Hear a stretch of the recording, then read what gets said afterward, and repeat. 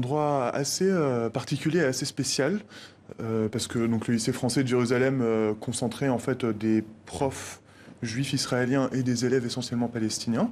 Donc vous pouvez imaginer, c'était un endroit vraiment compliqué en fait.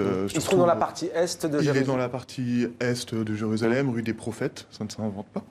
Et donc c'était une espèce d'expérience de la coexistence qui se passait pas forcément toujours très bien, mais qui, bon an, mal an...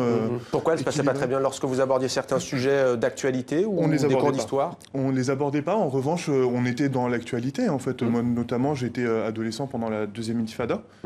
Donc, c'était un moment extrêmement compliqué. En 2001. À partir de 2001, beaucoup d'élèves palestiniens ne pouvaient pas venir en fait en cours. Les profs avaient d'autres problèmes. Enfin, il y avait vraiment eu pas mal de complications. On avait eu ça a été assez fameux. On a eu un attentat juste devant le lycée.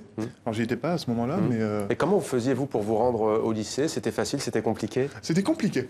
Comme je suis palestinien et que je viens de Cisjordanie, j'ai le passeport palestinien, donc je n'ai pas le droit de me rendre à Jérusalem. Israël me l'interdit.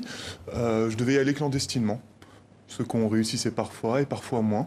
Mais je dois reconnaître que le lycée a été extrêmement rigoureux et présent pendant cette période.